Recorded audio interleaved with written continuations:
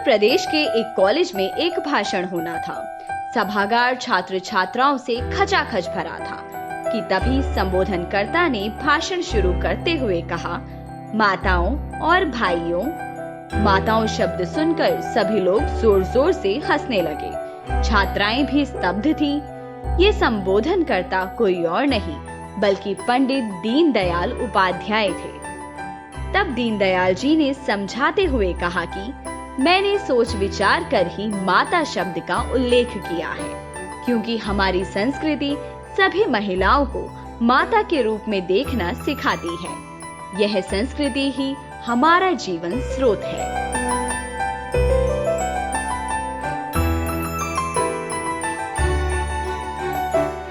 राष्ट्रभक्त, चिंतक, संगठनकर्ता, समाजशास्त्री, अर्थशास्त्री और आदर्श मानवीय मूल्यों के प्रतीक, ये सब पंडित दीनदयाल उपाध्याय की व्यक्तित्व आयाम थे। उनके सीधे सरल वेश व सहज व्यक्तित्व के कारण लोग चकित होते थे कि एक सामान्य से दिखने वाले व्यक्ति में इतनी असाधारण प्रतिभा, आत्मिक भाव व विलक्षण बुद्धि समाहित है।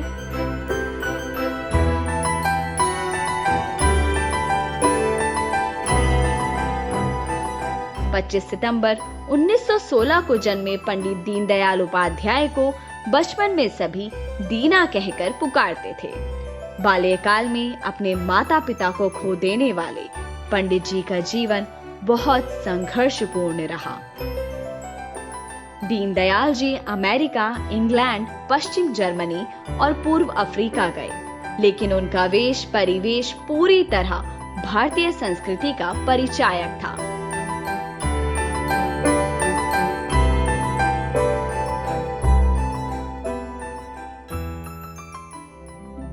लंदन में हुई एक पत्रकार वार्ता के बाद दी मैनचेस्टर गार्जियन ने लिखा था कि दीनदयाल जी का व्यक्तित्व ही ऐसा है जिसकी ओर ध्यान खुद ब खुद आकर्षित हो जाता है।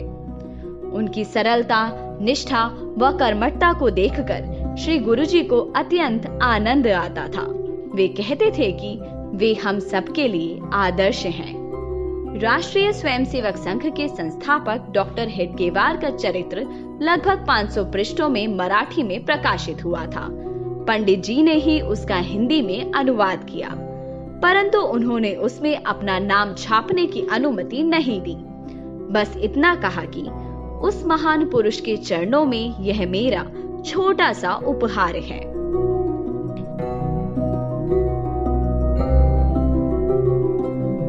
एकात्म मानव दर्शन पंडित दीनदयाल उपाध्याय के अध्ययन, व्यावहारिक अनुभव और विलक्षण चिंतन से प्रकट हुआ।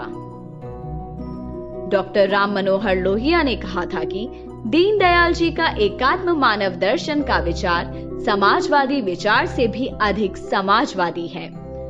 दीनदयाल जी द्वारा लिखी गई सम्राट चंद्रगुप्त एवं शंकराचार्य पुस्तकों को श्रेष्ठ पुस्तकों में गिना जाता है।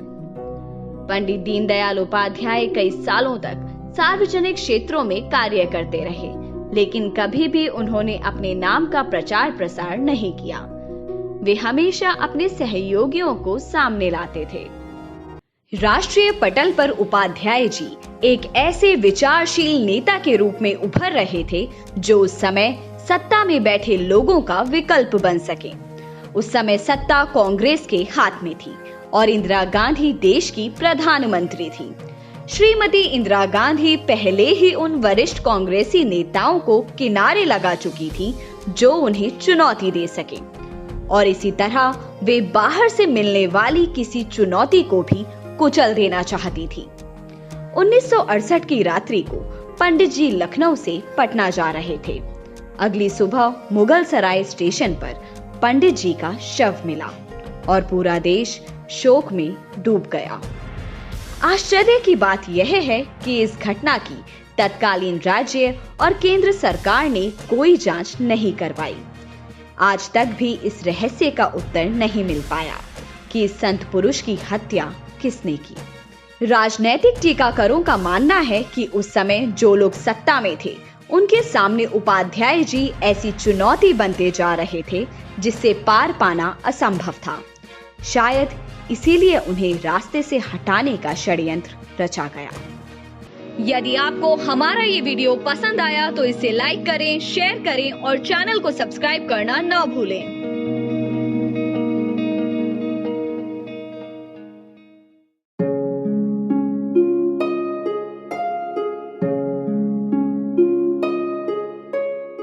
भविष्य दृष्टा, पत्रकार, कुशल राजनीतिज्ञ, उच्च कोटि के संत, महामानव और महान दार्शनिक, ऐसे व्यक्तित्व के धनी थे पंडित दीनदयाल उपाध्याय। अभावों में रहकर भी शिखर छूने वाले दीनदयाल जी के जीवन में जो सरलता थी, वही उनकी सफलता का कारण भी थी। वे विलक्षण प्रतिभा के धनी थे और उन्होंने घनघोर गरीबी एवं कष्टों में शिक्षा प्राप्त की। 1939 में उन्होंने कानपुर से प्रथम श्रेणी में बीए किया। वहीं उनका संपर्क राष्ट्रीय स्वयंसेवक संघ के उत्तर प्रदेश के प्रचारक देवरस जी से हुआ। इसके बाद वे संघ की ओर खिंचे चले आए। संघ के तृतीय वर्ष की बौद्धिक परीक्षा में उन्हें पूरे देश में प्रथम स्थान मिला। उन्होंने प्रशासनिक सेवा की परीक्षा में भी प्रथम स्थान प्राप्त किया, लेकिन उसे छोड़कर संघ के प्रचारक बन भारत माता की सेवा में जीवन लगाना ही उन्होंने श्रेष्ठ समझा। 1942 से उनका प्रचारक जीवन लखीमपुर से शुरू हुआ। 1947 में वे उत्तर प्रदेश के सह प्रांत प्रचारक बनाए गए।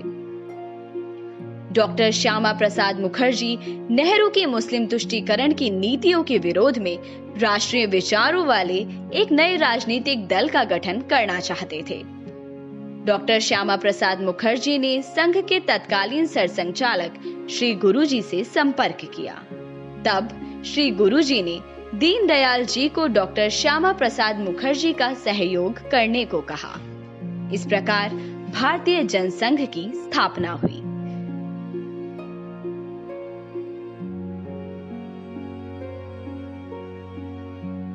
दीनदयाल जी प्रारंभ में उसके संगठन मंत्री और फिर महामंत्री बनाए गए। 1953 के कश्मीर सत्याग्रह में डॉक्टर मुखर्जी की रहस्यपूर्ण परिस्थितियों में मृत्यु के बाद जनसंघ की पूरी जिम्मेदारी दीनदयाल जी पर आ गई। वे राजनीति में सत्ता प्राप्त करने के लिए नहीं आए थे, बल्कि राजनेता कैसा होना चाहिए, ऐसा जीवन उन्होंने जीकर दिखाया।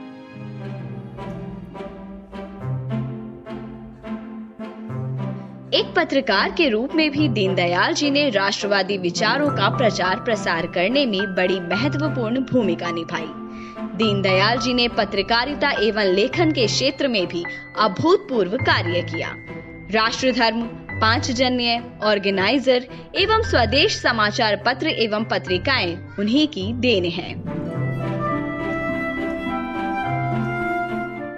इसी वर्ष फरवरी में उत्तर प्रदेश के चंदौली में पंडित दीनदयाल उपाध्याय की 63 फीट ऊंची प्रतिमा का प्रधानमंत्री नरेंद्र मोदी ने अनावरण किया। आज एकात्म मानववाद के सिद्धांत और उसके अनुकूल शिक्षा और संस्कृति पर सोचने की आवश्यकता है। आज भारत दुनिया का सबसे बड़ा लोकतंत्र कहा जाता है, लेकिन इसकी सार्थकता तब है जब हम पंडित दीनदयाल उपाध्याय के एकात्म मानववाद दर्शन के अंतर्गत समाज के अंतिम छोर पर खड़े अंतिम व्यक्ति को इसका अनुभव करवा सके। सही मायने में देश का विकास तभी होगा जब समाज के अंतिम व्यक्ति तक विकास की किरण पहुंचेगी।